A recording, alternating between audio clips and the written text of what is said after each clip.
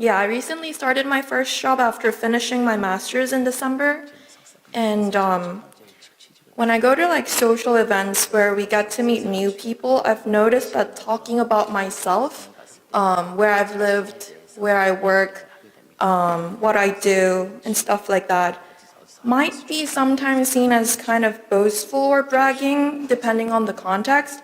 And on the other hand, when I keep myself a little quiet, sometimes that leads to other people more or less looking down on me or kind of not paying too much attention to what I'm saying. So I just wanted to ask how or what do you think would be a confident yet a humble way to assert your presence in a mild but in a wise way when engaging with people that you don't really know well? 어떻게 사느냐 하는 것은 개인의 선택이고 자유입니다. So it's the how is really up to you. It's your freedom to choose.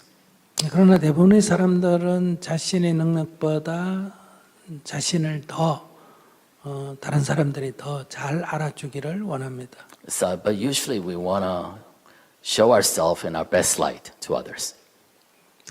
근데 그것은 짧은 시간에는 좋은 점이 됩니다.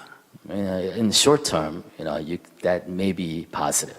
그러나 길게 보면 그것은 나한테 큰 부담이 됩니다. But if you look at it long term, it actually may act as a source of burden to you. 즉 나의 어떤 능력이 100이라고 할 때 Say I'm able to do 100. That's my capacity. 그것을 내가 잘 표현해서 다른 사람이 저 사람 120 정도 되는가 보다 이렇게 인식을 할 때 우리는 홍보가 잘 됐다, 선전이 잘 됐다, 잘 알렸다라고 말합니다. And when you actually kind of speak about yourself, so the other person comes away thinking that your capacity is about 120. Sometimes we think that's good advertisement, good branding. Building your own brand. It's a good thing.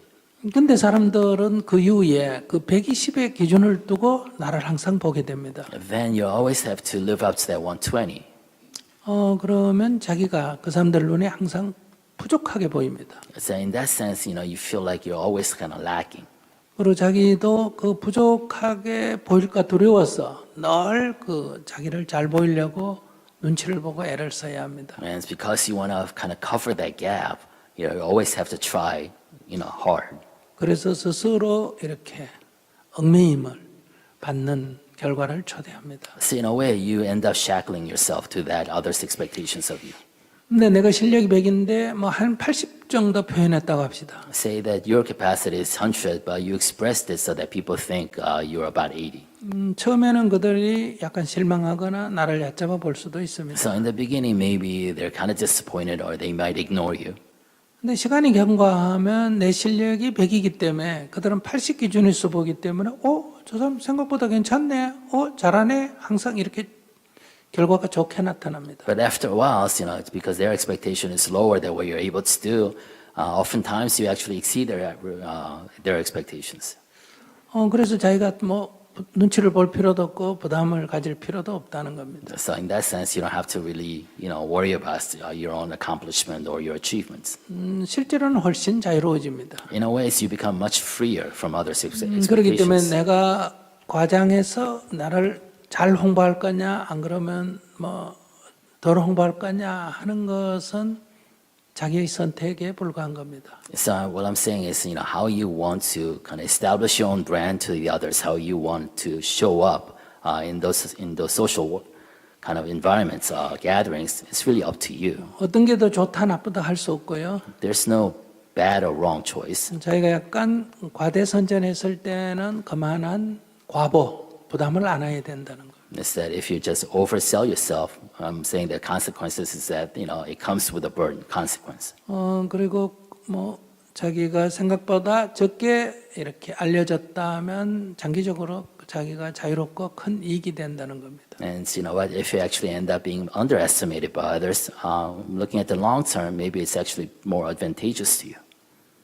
그래서 어떤 것이 좋다 이런 말할 수는 없고요. 그때그때 선택을 할 수밖에 없습니다. So there's no good choice per se, but you just have to make that choice at those moments. 그러니까 저 같으면 뭐 거기로부터 좀 자유로워지는 게 좋겠다. So if I were you, I would choose the path of being a little freer from others' expectations. 흥이 나면 좀 과대 포장을 하고 나중에 과보를 받으면 되고요. I mean, if you want to show up in a good way, then you just exaggerate a little, or you kind of build your brand a little, and deal with the consequences. 또 뭐 말하기 싫으면 그냥 과소 포장해서 조금 처음에 무시를 당하고 나중에 큰 이익을 얻으면 됩니다. Or if you want to stay quiet, so you might get ignored first and overlooked, but maybe you're much freer at the end. 결론적으로 말씀드리면 그런 거 갖고 신경 쓸 필요가 없다. 예. So ultimately, what I'm trying to say is that this is not really something to worry about. 되는 대로 사세요. Just live as you will. 감사합니다.